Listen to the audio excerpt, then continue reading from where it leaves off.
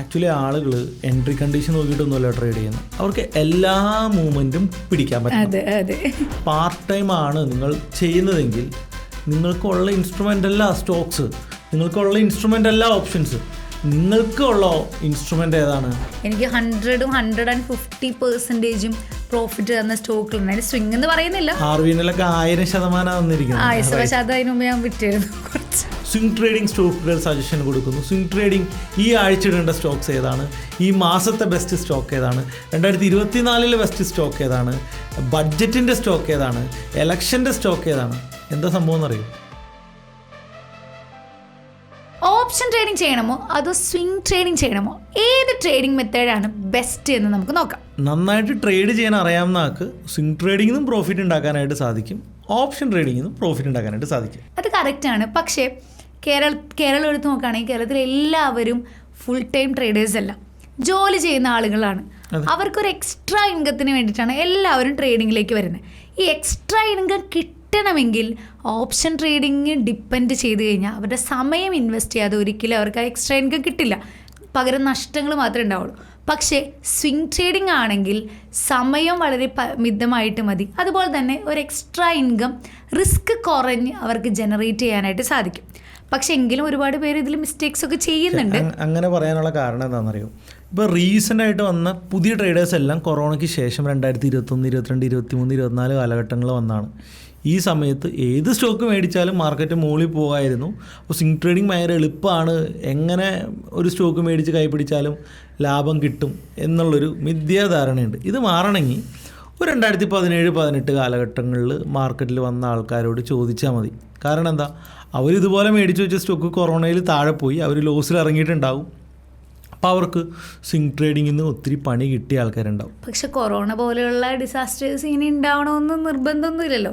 അതല്ല ഞാൻ പറയുന്നത്, ഈ 3 വർഷം മാർക്കറ്റ് എപ്പോഴും ഒരു ബുള്ളിഷ് ഫേസിൽ മാത്രമായിരുന്നു. അപ്പോൾ ഈ ഒരു ബുള്ളിഷ് ഫേസ് ഇനി തരില്ല എന്ന് തോന്നുന്നുണ്ട്. അല്ല, അങ്ങനെയല്ല ഞാൻ പറയുന്നത്. മാർക്കറ്റ് എപ്പോഴും മുകളിലോട്ട് പോകുന്ന ഇൻസ്ട്രുമെൻ്റ് അല്ല, അത് നമ്മൾ മനസ്സിലാക്കുക. ഇപ്പോൾ മാർക്കറ്റ് ചിലപ്പോൾ 2 വർഷം സൈഡ് വൈസ് ആയിട്ട് അടുത്ത വർഷമായിരിക്കും മുകളിൽ പോവുക. അങ്ങനെ മണി ഹോൾഡ് ചെയ്യാൻ പറ്റുന്ന ലോങ് ടൈം സ്റ്റോക്കുകളിൽ ഇൻവെസ്റ്റ് ചെയ്യുന്ന ലോങ് ടൈം ഇൻവെസ്റ്റേഴ്സ് കാശുണ്ടാക്കും. ഇവിടുത്തെ മിസ്റ്റേക്ക് എന്താണെന്നറിയോ? സ്വിംഗ് ട്രേഡേഴ്സ് എന്ത് ചെയ്യുമെന്ന് വെച്ച് കഴിഞ്ഞാൽ നല്ല സ്റ്റോക്സ് വാങ്ങും. നല്ല സ്റ്റോക്സ് വാങ്ങിയിട്ട് ഒരു 20% പ്രോഫിറ്റ് കിട്ടുമ്പോൾ വിറ്റളയും. പിന്നെ താടിക്ക് കൈയോടുത്തിരിപ്പാണ്. എന്ത്, അയ്യോ ഞാൻ വിറ്റ സ്റ്റോക്ക് മുകളിൽ പോയേ, ഞാൻ വിറ്റ സ്റ്റോക്ക് 200% വിൽക്കാത്ത സ്റ്റോക്ക് അല്ല. ഇതാണ് എല്ലാ സ്വിംഗ് ട്രേഡേഴ്സും ചെയ്യുന്നത്. പക്ഷേ ഇപ്പോഴത്തെ കണ്ടീഷനിൽ താഴെ പോയി ആവറേജ് ചെയ്ത് തിരിച്ചു കയറി വന്ന ഒത്തിരി ആൾക്കാർക്ക് പ്രോഫിറ്റ് കിട്ടി. കാരണം മാർക്കറ്റിൻ്റെ ബുള്ളിഷ് ഫേസ്, ഇപ്പോഴും മാർക്കറ്റ് ബുള്ളിഷ് ഫേസിൽ തന്നെയാണ്. ഒരു ബിയറിഷ് ഫേസിലോട്ടോ ഒരു സൈഡ് വൈസ് ഫേസിലോട്ടോ മാർക്കറ്റ് പോയിട്ടേ ഇല്ല എന്നുള്ളത് തന്നെയാണ്. അപ്പോൾ ഈ ഓപ്ഷൻ ട്രേഡിങ്ങിന് മറ്റൊരു ഗുണമുണ്ട്. എന്താണെന്നറിയോ? ശരിയാണ്, ഫുൾ ടൈം വേണ്ടി വരും. എന്നാൽ പാസീവായിട്ട് നമുക്ക് ഓപ്ഷൻ ഹെഡ്ജിങ് അല്ലെങ്കിൽ ഓപ്ഷൻ സെല്ലിങ് കൺസെപ്റ്റ്സ് ഒക്കെ ചെയ്യണമെങ്കിൽ മന്ത്ലി ഒക്കെ ഒരു ഒറ്റ ട്രേഡ് ചെയ്തുകൊണ്ട് ഇൻവെസ്റ്റ് ചെയ്ത്, അതേ സ്റ്റോക്കിൽ ഇൻവെസ്റ്റ് ചെയ്ത പൈസയ്ക്ക് 2-3% പാസീവായിട്ട് എടുക്കാൻ ഓപ്ഷൻ ട്രേഡിങ്ങിന് പറ്റും. പക്ഷേ ഓപ്ഷൻ ട്രേഡിങ് അറിയണം, അവിടെയാണ്. അപ്പോൾ സ്വിംഗ് ട്രേഡിങ് ചെയ്യുമ്പോൾ ഇങ്ങനെ ഒരു റിസ്ക് അവിടെ കിടക്കുന്നുണ്ടെന്ന് നമ്മൾ മനസ്സിലാക്കണം. പക്ഷേ എനിക്ക് തോന്നുന്നു ഒരുപാട് ഫിനാൻഷ്യൽ ഇൻഫ്ലുവൻസേഴ്സ് ഓപ്ഷൻ ട്രേഡിംഗ് ആണ് എനിക്ക് തോന്നുന്നു സ്വിംഗ് ട്രേഡിങ്ങിനേക്കാൾ കൂടുതലായിട്ട് സ്പ്രെഡ് ചെയ്യുന്നു, പ്രൊമോട്ട് ചെയ്യുന്നത്. ഇല്ല, ഇപ്പോൾ റീസെൻറ്റ് ടൈമിൽ നോക്കാമെന്നായിരിക്കും. ഇപ്പോൾ കൊറോണ കഴിഞ്ഞ ആ ഒരു സമയത്ത് പല ഓപ്ഷൻസ്, പിന്നെ ഓപ്ഷൻ സെല്ലിങ്, അങ്ങനെയുള്ള വളരെ ഹോട്ട് ടോപ്പിക്സ് ആയിരുന്നു. ഇപ്പോൾ റീസെൻ്റ് ആയിട്ടുള്ള ഇൻസ്റ്റഗ്രാമിലെ ഫേസ്ബുക്കിലെയൊക്കെ ട്രേഡിംഗ് പഠിപ്പിക്കുന്ന പരസ്യങ്ങൾ നോക്കിയിട്ടുണ്ടാവും. Swing trading weekly breakout stocks, ഇതാണ് മൊത്തം എല്ലാവരും പറയുന്നത്. ഇൻസ്റ്റയും യൂട്യൂബ് എടുത്ത് നോക്കിക്കഴിഞ്ഞാൽ അറിയാൻ പറ്റും. എല്ലാവരും സ്വിംഗ് ട്രേഡിംഗ് സ്റ്റോക്കുകൾ സജഷൻ കൊടുക്കുന്നു. സ്വിംഗ് ട്രേഡിംഗ് ഈ ആഴ്ച ഇടേണ്ട സ്റ്റോക്സ് ഏതാണ്, ഈ മാസത്തെ ബെസ്റ്റ് സ്റ്റോക്ക് ഏതാണ്, 2024 ബെസ്റ്റ് സ്റ്റോക്ക് ഏതാണ്, ബഡ്ജറ്റിൻ്റെ സ്റ്റോക്ക് ഏതാണ്, എലക്ഷൻ്റെ സ്റ്റോക്ക് ഏതാണ്. എന്താ സംഭവം എന്നറിയോ? ആൾക്കാർ അറിഞ്ഞുകൊണ്ടും അറിയാതെയും സ്വിംഗിൽ നിന്ന് ഒത്തിരി പ്രോഫിറ്റ് കിട്ടി. ഈ കേട്ടറിഞ്ഞ് വേറെ കുറേ ആൾക്കാർ വന്നിട്ട് ഇവരെ ടാർഗറ്റ് ചെയ്തുകൊണ്ടാണ് ഇത് നടക്കുന്നത്. അപ്പോൾ ആക്ച്വലി സ്വിംഗ് ഇപ്പോൾ ഹോട്ട് ടോപ്പിക്കാണെന്നാണ് എനിക്ക് തോന്നുന്നത്, ഓപ്ഷൻസിനേക്കാൾ കൂടുതൽ. അതെ, തീർച്ചയായിട്ടും. കാരണം ആസ് യൂഷ്വൽ കൊറോണ കഴിഞ്ഞുള്ള റാലി എനിക്ക് തോന്നുന്നു ഈവൻ ഞാൻ പോലും കൊറോണ കഴിഞ്ഞിട്ടാണ് ആക്റ്റീവായിട്ട് മാർക്കറ്റിൽ നിൽക്കുന്നത്. എനിക്ക് പോലും ആ മിറാക്കിൾ ഞാൻ കണ്ടിട്ടുണ്ട്. എനിക്ക് 150% പ്രോഫിറ്റ് തന്ന സ്റ്റോക്കുകളുണ്ട്. അതിന് സ്വിങ് എന്ന് പറയുന്നില്ല, ആർവിനിലൊക്കെ 1000% തന്നിരിക്കുന്നത്. പക്ഷെ അത് അതിന് മുമ്പ് ഞാൻ വിറ്റായിരുന്നു കുറച്ച്. ഞാൻ ഇപ്പോൾ ഹോൾഡ് ചെയ്യുന്ന ആർവിനിൽ, ഞാൻ കൊറോണയ്ക്ക് മുമ്പ് വാങ്ങിയ ആർവിനിൽ 23 രൂപയ്ക്ക് വാങ്ങി ഇപ്പോൾ 300ൻ്റെ അടുത്ത് ഇപ്പോഴും ട്രേഡ് ചെയ്യുന്നുണ്ട്. ഞാൻ സ്റ്റിൽ ഹോൾഡിംഗ് ആണ്. അത് സ്വിങ് അല്ല, അത് ലോങ് ടൈം ഇൻവെസ്റ്റ്മെൻ്റ് ആണ്. ഇതിൻ്റെ രണ്ടിൻ്റെ ഡിഫറൻസ് മനസ്സിലാക്കാം. ഇപ്പോൾ ഓപ്ഷൻസ് ഒരാൾ പുതിയതായിട്ട് സ്റ്റാർട്ട് ചെയ്യുമ്പോൾ പഠിക്കാനും അതിനെക്കുറിച്ച് മനസ്സിലാക്കാനും അതിൻ്റെ അകത്ത് പ്രോഫിറ്റ്സ് ജനറേറ്റ് ചെയ്യാനും സമയമെടുക്കും. ഓപ്ഷൻ ബൈ പ്രോഫിറ്റബിൾ ആണ്, എന്നാൽ അതിൻ്റെ അകത്ത് ലോസ് ഉണ്ടാക്കാനുള്ള സാധ്യതയുണ്ട്. ഓപ്ഷൻ സെല്ല് അൺലിമിറ്റഡ് ലോസ് ആണ്, എന്നാൽ അത് ഹെഡ്ജ് ചെയ്തുകൊണ്ട് ലിമിറ്റഡ് റിസ്കിൽ ട്രേഡ് ചെയ്യാനും സാധിക്കും. അപ്പോൾ ഇതിൻ്റെ പൊട്ടൻഷ്യൽ മനസ്സിലാക്കുക, സ്വിങ്ങിൻ്റെയും പൊട്ടൻഷ്യൽ മനസ്സിലാക്കുക, ഓപ്ഷൻസിൻ്റെ പൊട്ടൻഷ്യൽ മനസ്സിലാക്കുക. ഓപ്പർച്യൂണിറ്റി എവിടെയാണോ ഉള്ളത് അവിടെ ട്രേഡ് ചെയ്യാൻ ശ്രമിക്കുക. പക്ഷെ ഓപ്പർച്യൂണിറ്റി ഫൈൻഡ് ചെയ്യാൻ ഇരിക്കണമെങ്കിൽ അതൊരു ടാസ്ക് തന്നെയാണ്. തീർച്ചയായിട്ടും. കാരണം പാർട്ട് ടൈം ആണ് നിങ്ങൾ ചെയ്യുന്നതെങ്കിൽ നിങ്ങൾക്കുള്ള ഇൻസ്ട്രുമെൻ്റ് അല്ല സ്റ്റോക്സ്, നിങ്ങൾക്കുള്ള ഇൻസ്ട്രുമെൻ്റ് അല്ല ഓപ്ഷൻസ്. നിങ്ങൾക്കുള്ള ഇൻസ്ട്രുമെൻ്റ് ഏതാണ്? അത് മ്യൂച്വൽ ഫണ്ടുകളാണ്. മ്യൂച്വൽ ഫണ്ടിൽ ഇൻവെസ്റ്റ് ചെയ്യാം, അല്ലെങ്കിൽ ലോങ് ടൈം സ്റ്റോക്കിൽ ഇൻവെസ്റ്റ് ചെയ്യാം. എനിക്ക് സമയമില്ല, എന്നാൽ എനിക്ക് ഭയങ്കര പ്രോഫിറ്റ് വേണം, ഇത് രണ്ടും കൂടി നടക്കില്ല. ആ പരിപാടി ഇവിടെ നടക്കില്ല. ആ പരിപാടിക്ക് വന്നു കഴിഞ്ഞാൽ നല്ല പണി കിട്ടും. പക്ഷെ എനിക്ക് തോന്നണേ ഇപ്പം ഓപ്ഷൻ ട്രേഡിങ് ചെയ്യാനായിട്ട് തിരക്കാണ് എന്ന് തോന്നുന്നു എനിക്ക്, അല്ലേ? സ്വിങ് ചെയ്യാനും നല്ല തിരക്കില്ലേ? തിരക്കുണ്ട്. ഇപ്പം നമ്മൾ ടെലിഗ്രാം ഗ്രൂപ്പുകളിലൊക്കെ മെസ്സേജ്, ഇന്ന് ചെയ്യേണ്ട സ്റ്റോക്സ് ഏതൊക്കെയാണ്, അങ്ങനത്തെ ക്വസ്റ്റ്യൻ. ഇപ്പൊ ഇൻവെസ്റ്റ് ചെയ്യേണ്ട സ്റ്റോക്സ് ഏതൊക്കെയാണ്, ഈ സ്റ്റോക്ക് കയ്യിൽ പിടിക്കാമോ, ഈ സ്റ്റോക്ക് ഇപ്പോൾ വാങ്ങാമോ? അതായത് ആ സ്റ്റോക്കിനെ കുറിച്ചോ അതിൻ്റെ ഫണ്ടമെന്റലിനെ കുറിച്ചോ ഒന്നും അറിയില്ല. ടെലിഗ്രാമിലൊരു ക്വസ്റ്റ്യൻ ആണ്, ആരെങ്കിലുമൊക്കെ പറയണായിട്ട് ആ സ്റ്റോക്സ് വാങ്ങാൻ ആൾക്കാർ റെഡിയാണ്. ഇവര് സ്റ്റോക്കിലാണോ ട്രേഡ് ചെയ്യേണ്ടത് അതോ മ്യൂച്വൽ ഫണ്ടിലാണോ? ട്രേഡിംഗ് അല്ല, മ്യൂച്വൽ ഫണ്ട്. അവർ മ്യൂച്വൽ ഫണ്ടിൽ തന്നെയാണ് ഇൻവെസ്റ്റ് ചെയ്യേണ്ടത്.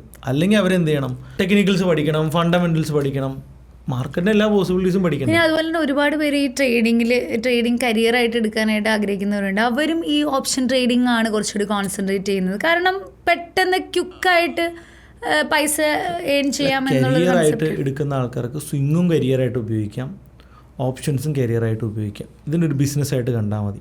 കാരണം മാർക്കറ്റ് ബീറിഷ് മോഡിലോട്ട് പോയാലും ബുള്ളിഷ് മോഡിലിരിക്കുന്ന സെക്ടേഴ്സ് ഉണ്ടാകും, സ്റ്റോക്സ് ഉണ്ടാകും. അതിനെ ഐഡൻറ്റിഫൈ ചെയ്യാൻ പറ്റണം. കഴിഞ്ഞ 2 കൊല്ലത്തിൽ പ്രോഫിറ്റ് കിട്ടിയെന്ന് പറഞ്ഞിട്ട് അത് ഐഡൻറ്റിഫൈ ചെയ്യാൻ പറ്റില്ല. നിഫ്റ്റിയും ബാങ്ക് നിഫ്റ്റിയും അപ്പായതിൻ്റെ 3, 4, 5 ഇരട്ടി അപ്പായ സ്റ്റോക്സ് കൃത്യമായിട്ട് കണ്ടുപിടിച്ചവർ മാത്രമേ ആക്ച്വലി കഴിഞ്ഞ മാർക്കറ്റിൽ സക്സസ്ഫുൾ ആയിട്ടുള്ളൂ. നിഫ്റ്റി 10% കയറുമ്പോൾ ഞാൻ ഹോൾഡ് ചെയ്യുന്ന സ്റ്റോക്ക് 6% കയറുന്നുള്ളൂ എങ്കിൽ അൾട്ടിമേറ്റ്ലി എൻ്റെ ഫൈൻഡിങ്സ് തെറ്റാണ്. ശരിയാണ്, എനിക്ക് 6% പ്രോഫിറ്റ് കിട്ടി, പക്ഷേ എൻ്റെ നല്ല എൻട്രി അല്ല. കാരണം നിഫ്റ്റി 10% കയറുമ്പോൾ 50% കയറിയ സ്റ്റോക്സ് ഉണ്ടെങ്കിലേ എന്തുള്ളൂ, നമുക്ക് ബെനിഫിറ്റ് ഉള്ളൂ. നമ്മൾ നല്ല സ്റ്റോക്സിനെ കണ്ടുപിടി, അല്ല ഒഴുക്കിൻ്റെ കൂടെ നീന്തി എന്ന് പറഞ്ഞുകൊണ്ട് അതിനെ കരിയറായിട്ട് എടുക്കരുത്. അങ്ങനെയുള്ളൂ. അപ്പോൾ കണ്ണടച്ച് സ്റ്റോക്ക് മേടിച്ചവന് ലാഭം ഉണ്ടാക്കിയ 2 വർഷമാണ് കഴിഞ്ഞത്. ഇനിയും ചിലപ്പോൾ അങ്ങനത്തെ വർഷങ്ങളായിരിക്കണമെന്ന് നിർബന്ധമൊന്നുമില്ല. സോ അതുകൊണ്ട് ഇനിയും അങ്ങോട്ട് നന്നായിട്ട് പഠിച്ച് ചെയ്യാൻ ശ്രമിക്കുക എല്ലാവരും, എന്നാൽ മാത്രമേ സർവൈവ് ചെയ്യാൻ പറ്റത്തുള്ളൂ. തീർച്ചയായിട്ടും. എനിക്ക് തോന്നുന്നു പണ്ടൊക്കെ നോർത്തിലാണ് സ്റ്റോക്ക് മാർക്കറ്റ് ട്രേഡിങ് എല്ലാ കാര്യങ്ങളും വളരെ നന്നായിട്ട് വരുന്നതെങ്കിൽ ഇപ്പോൾ സൗത്തിൽ നിന്നും എസ്പെഷ്യലി കേരളയിൽ നിന്ന് ഒരുപാട് ഈ ഒരു ഫീൽഡിലേക്ക് ആളുകൾ വരുന്നുണ്ട്. അതിൻ്റെ പ്രധാന കാരണം എനിക്ക് തോന്നുന്നു ഈ സ്വിങ്ങിൽ ആളുകൾ പ്രോഫിറ്റ് ഉണ്ടാക്കുന്നത് തന്നെയാണ് എന്ന് തന്നെയാണ് എനിക്ക് തോന്നുന്നത് ഓപ്ഷൻസിനേക്കാൾ. ഉറപ്പായിട്ടും ഇതൊരു ബുള്ളിഷ് മാർക്കറ്റുകൾ അങ്ങനെ തന്നെയാണ്. ഇപ്പം സന്തോഷ് നായർ എന്ന് പറയുന്ന വ്യക്തിയുടെ ഒരു ഇന്ത്യൻ സ്റ്റോക്ക് മാർക്കറ്റ് ഹിസ്റ്ററി എന്ന് പറയുന്ന ബുക്കിൽ അദ്ദേഹം പറയുന്നുണ്ട്, retailers always buy in top and sell in bottom എന്നാണ് അദ്ദേഹം പറയുന്നത്. അത് മുകളിൽ വെച്ച് മേടിക്കുന്നു, താഴെ വെച്ച് വിൽക്കുന്നു എന്നാണ്. അത് എത്ര നോളജ് കിട്ടിയാലും അങ്ങനെ ചെയ്യത്തുള്ളൂ എന്നാണ്. കാരണം എന്താണെന്ന് വെച്ച് കഴിഞ്ഞാൽ ഈ ഫസ്റ്റ് ഫേസിൽ ഈ റാലിയിൽ പ്രോഫിറ്റ് ഉണ്ടാക്കിയ റീറ്റെയിലേഴ്സ് ഉണ്ട്, അവർ ലാഭം ഉണ്ടാക്കി. അത് കഴിഞ്ഞ് അത് കണ്ട് അത് പറഞ്ഞു കേട്ട് അത് മൗത്ത് പബ്ലിസിറ്റിയോടെ വന്ന് സ്പ്രെഡായിട്ട് വരുന്ന 2nd, 3rd, 4th റൗണ്ട് ആൾക്കാരില്ലേ, ഇവരെവിടെ മേടിക്കും? ഇവരെന്താ കണ്ടിട്ടുള്ളൂ, ആഹാ ഇത് മുകളിലോട്ട് മാത്രം പോകുന്ന ഇൻസ്ട്രുമെൻ്റ് ആണെന്ന് വിചാരിച്ച് ഇപ്പോൾ പോയി അങ്ങോട്ട് കയറും. ഒരു കറക്ഷൻ വന്നു കഴിഞ്ഞാൽ ഇവരുടെ മുട്ടിടിക്കാനും ഇവർ ഇട്ടിട്ട് ഓടാനും തുടങ്ങും. സോ ഇറ്റ്സ് മീൻസ് അവർ ടോപ്പിൽ ബൈ ചെയ്ത് ഓട്ടത്തിൽ സെല്ല് ചെയ്യും. അത് ഡെഫിനറ്റ് ആയിട്ടുള്ള കാര്യമാണ്. അപ്പോൾ ഇനി അങ്ങോട്ട് മൊമെൻറ്റം ഇൻവെസ്റ്റിങ്ങിൻ്റെ കാലം കഴിഞ്ഞു എന്ന് ചോദിച്ചു കഴിഞ്ഞാൽ ഓൾമോസ്റ്റ് കഴിഞ്ഞു എന്നാണ് എനിക്ക് ഫീൽ ചെയ്യുന്നത്. മാർക്കറ്റ് നല്ലൊരു ഷെയ്ക്ക് ഔട്ട് ബാക്കിയുണ്ട്, മാർക്കറ്റ് നല്ലൊരു കറക്ഷൻ ബാക്കിയുണ്ട്. വാല്യൂ ഇൻവെസ്റ്റിങ്ങിന് ഫോക്കസ് ചെയ്യുക, long time investment value investing focus ചെയ്യുക. പ്ലസ് ഇൻവെസ്റ്റ് ചെയ്ത പൈസ പ്ലെഡ്ജ് ചെയ്തുകൊണ്ട്, അതായത് ഇൻവെസ്റ്റ് ചെയ്ത പൈസേനെ പ്ലെഡ്ജ് ചെയ്തുകൊണ്ട് മന്ത്ലി ഓപ്ഷൻ സെല്ലിങ്ങോ അങ്ങനെയുള്ള പാസീവ് ഇൻകം കിട്ടുന്ന, ചെറിയ റിട്ടേൺ കിട്ടുന്ന, റിസ്ക് താരതമ്യേന ഏറ്റവും കുറഞ്ഞ ഓപ്ഷൻ ട്രേഡ്സ് വർക്കൗട്ട് ചെയ്യുക എന്നുള്ളതാണ്. ഇപ്പോൾ നമുക്ക് അങ്ങനത്തെ സ്പെഷ്യൽ കമ്മ്യൂണിറ്റീസൊക്കെ ഉണ്ട്. അപ്പോൾ അത്തരമുള്ള ക്ലയൻസിനെ മാത്രം നമ്മൾ ഫോക്കസ് ചെയ്തുകൊണ്ട് അവരുടെ ഇൻവെസ്റ്റ്മെൻറ്റ്സും പോർട്ട്ഫോളിയോസും മെയിൻറ്റെയിൻ ചെയ്തുകൊണ്ട് പാസീവ് ഇൻകം ജനറേറ്റ് ചെയ്യുന്ന മന്ത്ലി, വീക്ക്ലി, ഇയർലി ട്രേഡുകളൊക്കെ ചെയ്യുന്ന ട്രേഡിംഗ് കമ്മ്യൂണിറ്റീസ് ഉണ്ട്. അപ്പോൾ അങ്ങനെയുള്ള കമ്മ്യൂണിറ്റീസിൽ ഫോക്കസ് ചെയ്യുകയോ അത് പഠിച്ചെടുത്ത് ഒറ്റയ്ക്ക് ചെയ്യുക. ഇപ്പോൾ റേഷ്യോ സ്പ്രെഡ്സ് ആണെങ്കിലും ഇയർലി അയൺ കോണ്ടോസ് ആണെങ്കിലൊക്കെ അങ്ങനെ ചെയ്യാനായിട്ട് സാധിക്കുന്ന സ്ട്രാറ്റജീസാണ്. ഓപ്പർച്യൂണിറ്റീസ് ഇപ്പോൾ intraday option buy, intraday option sell high ഓപ്പർച്യൂണിറ്റീസാണ്. ശരിയാണ്, ഹൈ റിസ്ക് ഉണ്ട്. സ്വിങ് അത് വെച്ച് നോക്കുമ്പോൾ സമാധാനമായിട്ടും കാമായിട്ടും ഇരിക്കാൻ പറ്റും എന്നുള്ളതാണ് ഏറ്റവും വലിയ ഗുണം. പിന്നെ ഞാൻ ഏറ്റവും കൂടുതൽ ശ്രദ്ധിച്ചിട്ടുള്ളതെന്ന് വെച്ച് കഴിഞ്ഞാൽ സ്വിംഗ് ട്രേഡ് എന്ന് പറഞ്ഞ ഒരു 10-200 സ്റ്റോക്ക് പലരുടെയും പോർട്ട്ഫോളിയോയിൽ കിടക്കുന്നുണ്ട്. അപ്പോൾ ഞാൻ ഇത് കണ്ടിട്ട് എനിക്ക് തോന്നുന്നു നമ്മൾ ഈ വാച്ച് ലിസ്റ്റ് സെർച്ച് ചെയ്യുന്ന പോലെയാണ് പോർട്ട്ഫോളിയോ സെർച്ച് ചെയ്യുന്നത്. അപ്പം ഞാനിങ്ങനെ അദ്ദേഹത്തോട് ചോദിച്ചു, ഈ ഇത്രയും സ്റ്റോക്കൊക്കെ നോക്കാനും ഇതിൻ്റെ സ്റ്റോപ്പ് ലോസ് വയ്ക്കാനൊക്കെ സാറിന് സമയമുണ്ടോ? ഇല്ല, ഇതെല്ലാം എനിക്ക് പ്രോഫിറ്റ് തന്നിരിക്കുന്ന സ്റ്റോക്കുകളാണ്. ആക്ച്വലി അതെന്താ സംഭവം എന്നറിയോ? ഒരു സ്റ്റോക്ക് മേടിക്കുന്നു, സ്റ്റോക്ക് 10-20% അപ്പായി കഴിഞ്ഞാൽ അവർ പ്രോഫിറ്റ് എടുത്ത് ബുക്ക് ചെയ്യും. പോവാത്ത സ്റ്റോക്സ് കൈ പിടിച്ചേക്കാം. എന്തിനാ? എന്നാണോ 10% അപ്പാവുന്നത് അന്ന് ബുക്ക് ചെയ്യാൻ വേണ്ടിയിട്ടാണ്. ഇങ്ങനെ മേടിച്ച് പോർട്ട്ഫോളിയോയിൽ NSEയിലുള്ള എല്ലാ സ്റ്റോക്സും ആയിട്ടുണ്ടാവും. അതാണ് ആക്ച്വലി നടക്കുന്നത്. ആക്ച്വലി ഇത് ഇങ്ങനെയല്ല സിസ്റ്റം. ഇപ്പോൾ നമ്മുടെ കയ്യിൽ ഒരു 10 ലക്ഷം രൂപ ഉണ്ടെങ്കിൽ നമുക്ക് മോണിറ്റർ ചെയ്യാൻ പറ്റുന്നത് 10 സ്റ്റോക്കാണെങ്കിൽ കൃത്യമായിട്ട് 1 ലക്ഷം രൂപ എല്ലാ സ്റ്റോക്കിലും നമ്മൾ കൃത്യമായിട്ട് ഡിസ്ട്രിബ്യൂട്ട് ചെയ്യുക. 10 സ്റ്റോക്കിലും 10 കോട്ടയും ഒന്നിച്ച് എടുക്കണം എന്ന് നിർബന്ധമൊന്നുമില്ല. എന്നിട്ട് നമുക്ക് എഗെയിൻസ്റ്റ് ആയിട്ട് പോകുമ്പോൾ കൃത്യമായിട്ടുള്ള സ്റ്റോപ്പ് ലോസ് നമുക്ക് വേണം. ഒരു 5%, 6% ലോസ് എത്തുമ്പോൾ ഹോൾഡ് ചെയ്യുന്നതിൻ്റെ പകുതി കട്ട് ചെയ്യുക. 10% ലോസ് എത്തുമ്പോൾ 100% ലോസ് ബുക്ക് ചെയ്ത് പുറത്തിറങ്ങാം. മുകളിലോട്ട് പോവുകയാണെങ്കിൽ ഹയർ ഹൈ ഫോം ആവുന്ന സ്റ്റോക്സ് ആണെങ്കിൽ കീപ്പ് ചെയ്യുക. എപ്പോഴാണോ ഒരു സ്വിംഗ് ലോ ബ്രേക്ക് ചെയ്യുന്നത് അത്രയും സമയം അത് ആ ട്രെൻഡ് മൊത്തം ക്യാപ്ചർ ചെയ്യാനായിട്ട് ശ്രമിക്കുക. എന്നാൽ മാത്രമാണ് കൃത്യമായിട്ടുള്ള റിസ്ക്കും കൃത്യമായിട്ടുള്ള റിവാർഡും നമുക്ക് കിട്ടുന്നുള്ളൂ. എല്ലാം ഒരേ ടിക്കറ്റ് സൈസിൽ കൃത്യമായിട്ട് ട്രേഡ് ചെയ്യാൻ ശ്രമിക്കുക. ഇതിനൊരു ബിസിനസ്സായിട്ട് കാണുക. നമ്പർ ഓഫ് ട്രേഡ്സും നമ്പർ ഓഫ് സ്റ്റോക്സിൻ്റെ എണ്ണം കുറച്ച് നമുക്ക് മോണിറ്റർ ചെയ്യാൻ പറ്റുന്ന, നമുക്ക് മനസ്സിലാകുന്ന കാര്യങ്ങൾ നോക്കി കൃത്യമായിട്ടുള്ള പൊസിഷൻ സൈസ് ചെയ്ത് കഴിഞ്ഞാൽ സ്വിംഗ് ട്രേഡിംഗ് അടിപൊളിയാണ് എന്നുള്ളത് തന്നെയാണ്. പക്ഷേ പലരും ചെയ്യുന്നത് എന്താണ്? 20, 30, 40% പോയി കഴിയുമ്പോൾ അത് ഹോൾഡ് ചെയ്യും. അത് ഹോൾഡ് ചെയ്തിട്ട് മാർക്കറ്റ് ബുള്ളിഷാണല്ലോ, ഇതൊക്കെ തിരിച്ചു വരും. അപ്പോൾ ഈ മാർക്കറ്റ് സൈക്കിളിൽ അവരൊക്കെ പ്രോഫിറ്റബിൾ ആയിട്ടുണ്ട്. പക്ഷേ ഇനിയൊരു മാർക്കറ്റ് സൈക്കിളിൽ 20, 30 താഴെ പോയതിന് ശേഷം പിടിച്ച് ആവറേജ് ചെയ്ത് ഇതെല്ലാം തിരിച്ചു വരും എന്ന് വിചാരിച്ച് ആവറേജ് ചെയ്തുകൊണ്ട് വന്നു കഴിഞ്ഞാൽ 400 നിന്ന് 200 എത്തിക്കഴിഞ്ഞപ്പോൾ യെസ് ബാങ്ക് ആവറേജ് ചെയ്ത ആൾക്കാരുടെ അവസ്ഥയായിരിക്കും. കാരണം 400 ഉണ്ടായിരുന്ന സ്റ്റോക്ക് 200 എത്തിയപ്പോൾ എല്ലാവരും കരുതി എന്താണ്, ഇത് കറക്റ്റ് ചെയ്ത് ഇത് വിരിച്ച് 400 എത്തും എന്ന് വിചാരിച്ച് യെസ് ബാങ്ക് എടുത്ത് 200 വെച്ച് ആവറേജ് ചെയ്തു. ആ യെസ് ബാങ്കിൻ്റെ ഇപ്പോഴത്തെ വില ആലോചിച്ച് നോക്കൂ, 30-40 രൂപ താഴെ. അപ്പോൾ അങ്ങനെയല്ല, മാർക്കറ്റ് അങ്ങനെയല്ല വർക്ക് ചെയ്യുന്നത്. ഓപ്പോസിറ്റ് താഴത്തോട്ടാണ് പോകുന്നതെങ്കിൽ സ്റ്റോപ്പ് ലോസ് ഉണ്ടാകുകയും കൃത്യമായിട്ട് എക്സിറ്റ് ചെയ്യുകയും ചെയ്യുക. ഇത് തന്നെയാണ് ഓപ്ഷൻസിലും വേണ്ടത്. ഓപ്ഷൻസ് ഇങ്ങനെയല്ല വർക്ക് ചെയ്യുന്നത്, എക്സ്പയറി ഒക്കെ ഉള്ളതുകൊണ്ട് വേറൊരു മോഡിലാണ് വർക്ക് ചെയ്യുന്നത്. അപ്പോൾ ഒരു ട്രേഡിൽ എത്ര റിസ്ക് എടുക്കും എന്ന് കാൽക്കുലേറ്റ് ചെയ്യുക, എത്ര റിവാർഡ് കിട്ടും എന്ന് കാൽക്കുലേറ്റ് ചെയ്യുക, ഇതിന് റിസ്ക് റിവാർഡ് ഉണ്ടെന്ന് ഉറപ്പ് വരുത്തുക, അതനുസരിച്ച് ഓപ്ഷൻസിൻ്റെ പൊസിഷൻ സൈസ് സെറ്റ് ചെയ്യുക. എനിക്കൊന്ന് ഈ പോഡ്കാസ്റ്റ് കേൾക്കുന്ന ആളുകൾ കമൻറ്റ് ചെയ്യട്ടെ, സ്വിംഗ് ട്രേഡിംഗ് ആണോ ഓപ്ഷൻ ട്രേഡിംഗ് ആണോ ബെറ്റർ എന്നുള്ളത്. എനിക്കിവിടെ നമ്മുടെ ടോക്ക് കേട്ടിട്ട് അവർ സ്വിംഗ് ട്രേഡിംഗ് എന്ന് പറയാനാണ് ചാൻസ് കൂടുതൽ. ഞാൻ സ്വിംഗ് ആണ് നല്ലതെന്നും ഓപ്ഷനാണ് നല്ലതെന്നും പറഞ്ഞിട്ടില്ല. ഏതിലാണോ നന്നായിട്ട് ഓരോരുത്തർക്കും ട്രേഡ് ചെയ്യാൻ പറ്റുന്നത് അവരത് ഫോക്കസ് ചെയ്യുക. ഇനി കുറച്ചുകൂടി എക്സ്പേർട്ട് ആയിട്ടുള്ള ഒരാൾക്ക് ഓപ്ഷൻസിൽ ഓപ്പർച്യൂണിറ്റി ഉണ്ടെങ്കിൽ ഓപ്ഷൻസിൽ ഓപ്പർച്യൂണിറ്റീസ് എടുക്കാം. സിംഗിൾ ഓപ്പർച്യൂണിറ്റീസ് വരുമ്പോൾ സിംഗിൾ ഓപ്പർച്യൂണിറ്റീസ് എടുക്കുന്നുണ്ട്, തെറ്റൊന്നുമില്ല. എനിക്ക് തോന്നുന്നു സുനിൽ ചെയ്യുന്ന മെത്തേഡാണ് സുനിൽ ഇപ്പോൾ പറഞ്ഞത്. പക്ഷേ ഞാൻ കുറച്ചും കൂടി മെജോറിറ്റി വർക്കിംഗ് പ്രൊഫഷണൽസിനെയും എല്ലാവരെയും ഭാഗത്തുനിന്ന് കൂടി ചിന്തിച്ചിട്ടാണ് ഞാൻ എൻ്റെ ഒരു ഒപ്പീനിയനായിട്ട് പറഞ്ഞത് swing is better than intraday stock. പകല് മൊത്തം ട്രേഡ് ചെയ്തിരിക്കുക അല്ലെങ്കിൽ റെഗുലർ മോണിറ്ററിങ്. ഓപ്ഷൻസിൽ അതിൻ്റെ ആവശ്യമില്ല, സെല്ലിങ്ങിൽ ആവശ്യമില്ല. എനിക്ക് ബൈങ്ങിലും തീർച്ചയായിട്ടും വേണം. അപ്പോൾ സെല്ലിങ്ങിന് മാസം ഒരു ട്രേഡ് ചെയ്താൽ മതിയെങ്കിലോ. പക്ഷെ എന്താ സംഭവിച്ചാൽ സെല്ലിങ് ആർക്കും ചെയ്യാൻ ഒന്നാമത്തെ കാര്യം താല്പര്യമില്ല. പിന്നെ സെല്ലിങ് ചെയ്ത പ്രോഫിറ്റ് വളരെ കുറവാണ്. പക്ഷെ ബൈ എന്ന് വെച്ചാൽ ഭയങ്കര ത്രില്ലിംഗ് ആണ്. എന്താണ്ട് ഗെയിമൊക്കെ കളിക്കുന്ന ആ ഒരു ത്രില്ലാണ് എല്ലാവർക്കും. ഇപ്പോൾ നമ്മളൊക്കെ ഒരു ലൈവ് ഇട്ടിങ്ങനെ ഇരിക്കുമ്പോൾ എൻട്രി ഇല്ലെങ്കിൽ നമ്മൾ എൻട്രി എടുക്കില്ല. ആളുകൾക്ക് ഭയങ്കര ഡിസ്റ്റർബൻസ് ആണ്. മേഡം നമുക്ക് ഇവിടെ എൻട്രി എടുക്കാവോ, ഇത് ബ്രേക്ക് ഔട്ട് ആണോ, ഇനി മുകളിലേക്ക് പോവോ? Sorry, as per hour setup നമുക്ക് ഇവിടെ ട്രേഡ് ഇല്ല എന്നാണ് നമുക്ക് പറയാൻ പറ്റുന്നത്. അതെന്താണെന്നറിയോ, ആക്ച്വലി ആളുകൾ എൻട്രി കണ്ടീഷൻ നോക്കിയിട്ടൊന്നുമല്ല ട്രേഡ് ചെയ്യുന്നത്. അവർക്ക് എല്ലാ മൂവ്മെൻറ്റും പിടിക്കാൻ പറ്റും. അതെ അതെ. അല്ലാതെ എൻ്റെ കണ്ടീഷൻ വന്നാൽ മാത്രമാണ് എൻട്രി എടുക്കുന്നത്. ഇപ്പോൾ സിംഗിളാണെങ്കിൽ അങ്ങനെ തന്നെയാണ്. ഒരു സ്റ്റോക്ക്, ഈ സ്റ്റോക്ക് ഇപ്പോൾ മുകളിലോട്ടാണോ താഴത്തോട്ടാണോ, ഇതല്ലല്ലോ ഒരാൾക്ക് വേണ്ടത്. എൻ്റെ എൻട്രി കണ്ടീഷനിൽ ആ സ്റ്റോക്ക് സാറ്റിസ്ഫൈ ചെയ്യുന്നുണ്ടെങ്കിൽ എനിക്ക് എൻട്രി എടുക്കാം. അല്ലാതെ ഏതോ സ്റ്റോക്ക് എവിടെയോ കിടക്കുന്ന ഒരു സ്റ്റോക്കിനെ ഐഡന്റിഫൈ ചെയ്യുന്നുണ്ട്. പക്ഷേ ലൈക്ക് സ്വിംഗ് ട്രേഡിങ്ങിൽ മേ ബി ഒരാളുടെ എൻട്രി കണ്ടീഷൻ തെറ്റായാൽ പോലും അയാൾക്ക് പ്രോഫിറ്റബിൾ ആവാനുള്ള ചാൻസ് അവിടെ കുറച്ച് കൂടുതലാണ്. പക്ഷേ ഓപ്ഷൻ ട്രേഡിങ്ങിൽ അങ്ങനെയല്ല. എൻട്രി കണ്ടീഷൻ തെറ്റിപ്പോയി കഴിഞ്ഞാൽ, എസ്പെഷ്യലി ബൈയിങ്, എൻട്രി തെറ്റിക്കഴിഞ്ഞാൽ നമ്മൾക്ക് നല്ല പണി കിട്ടും, നമ്മളത് ഇറങ്ങേണ്ടി വരും. സ്വിങ്ങിൽ അങ്ങനെയല്ല, കയറുമായിരിക്കും. അല്ലെങ്കിൽ മേ ബി പറഞ്ഞ പോലെ കുറച്ച് നാളുകളായിട്ട് ബുള്ളിഷ് മാർക്കറ്റ് ആയതുകൊണ്ട് തന്നെ അത്ര വലിയ ലോസുകളൊന്നും സ്വിംഗ് ട്രേഡിങ്ങിൽ ആരും ഫേസ് ചെയ്യേണ്ടി വന്നിട്ടില്ലെന്ന് തന്നെ. ഇവിടെ മനസ്സിലാക്കേണ്ട കാര്യമുണ്ട്. ഇപ്പം നമുക്കൊരു വർഷം എത്ര ശതമാനം പ്രോഫിറ്റ് വേണം? 50 വേണ്ട, 40 അല്ലെങ്കിൽ 50. ഇപ്പോൾ ജിം സൈമൺ ഉണ്ടാക്കുന്ന 46%. അദ്ദേഹം ഇപ്പോൾ കഴിഞ്ഞ ദിവസം മരിച്ചു. ലോകത്തിലെ ഏറ്റവും വലിയ ട്രേഡറാണ്. അദ്ദേഹം ഒരു അടിപൊളി മാത്തമാറ്റീഷ്യൻ കൂടിയായിരുന്നു.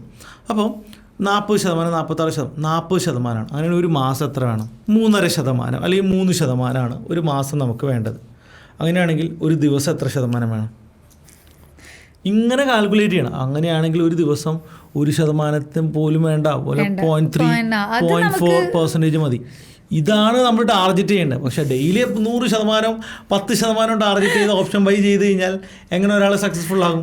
സുനിൽ പറഞ്ഞത് കറക്റ്റ് ആയിട്ടുള്ളൊരു കാര്യമാണ്. നമ്മൾ ശരിക്കും ചിന്തിക്കേണ്ട ഒരു കാര്യം തന്നെയാണ്.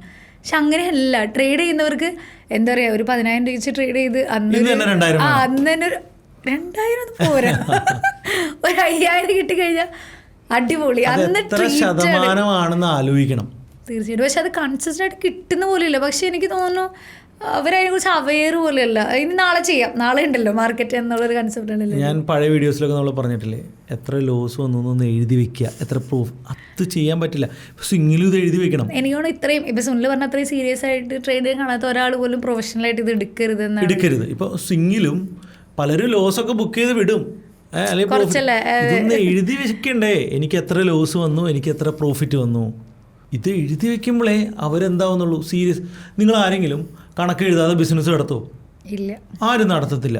എന്ത് ബിസിനസ് നടത്തിയാലും ആ ബിസിനസ് നിലനിൽക്കണമെങ്കിൽ കണക്ക് എഴുതി വെച്ചേ പറ്റത്തുള്ളൂല്ലോ. എന്ത് ബിസിനസ് ആണെങ്കിലും. ഓക്കെ, ഇത് ട്രേഡിങ്ങിൽ കണക്ക് എഴുതി വയ്ക്കാൻ പേടിയുണ്ടോ? നഷ്ടം വന്നിട്ടുണ്ടെങ്കിൽ അത് എന്തുകൊണ്ടാണെന്ന് ഐഡൻറ്റിഫൈ ചെയ്യണം. സ്വിങ്ങിലാണെങ്കിലും ഓപ്ഷൻസിലാണെങ്കിലും ഐഡൻറ്റിഫൈ ചെയ്ത് ആ നഷ്ടം ഇനി റിപ്പീറ്റ് ചെയ്യില്ല എന്ന് ഉറപ്പുവരുത്തി മെത്തേഡ്സ് ഇമ്പ്രൂവ് ചെയ്താൽ സ്വിംഗ് ട്രേഡിങ്ങിൽ നിന്നും പ്രോഫിറ്റ് ഉണ്ടാക്കാം, ഓപ്ഷൻ ട്രേഡിങ്ങിൽ നിന്നും പ്രോഫിറ്റ് ഉണ്ടാക്കാം. അതെ, എനിക്ക് തോന്നുന്നു ലൈക്ക് ബിസിനസ് പോലെ തന്നെയാണ്. അല്ലാതെ എന്താ പറയുക, എല്ലാ ദിവസവും പ്രോഫിറ്റ് കിട്ടുന്ന ഒരു ATM മെഷീൻ അല്ല സ്റ്റോക്ക് മാർക്കറ്റ്, നമ്മൾ എപ്പോഴും പറയാറുണ്ട്. തീർച്ചയായിട്ടും. അപ്പോൾ പോഡ്കാസ്റ്റ് കാണുന്നവരോട് പറയാണ്, നിങ്ങൾ സ്വിംഗ് ട്രേഡേഴ്സ് ആണെങ്കിലും ഓപ്ഷൻ ട്രേഡേഴ്സ് ആണെങ്കിലും നിങ്ങൾ നല്ല സ്ഥലത്താണ്. കൃത്യമായിട്ട് പക്കാ മെത്തേഡിലൂടെ കണക്കൊക്കെ എഴുതി വെച്ച് അതിൻ്റെ ഒരു ബിസിനസ് പോലെ കൊണ്ടുപോയി കഴിഞ്ഞാൽ നിങ്ങൾക്കും ഒരു അടിപൊളി പ്രോഫിറ്റബിൾ ട്രേഡർ ആകാനായിട്ട് പറ്റും. തീർച്ചയായിട്ടും. അപ്പോൾ ഈ പോഡ്കാസ്റ്റ് നിങ്ങൾക്ക് യൂസ്ഫുൾ ആയെന്ന് വിചാരിക്കുകയാണ്. വീണ്ടും ഒരു പോഡ്കാസ്റ്റ് ആയിട്ട് കാണുന്നവരെയും ഗുഡ് ബൈ.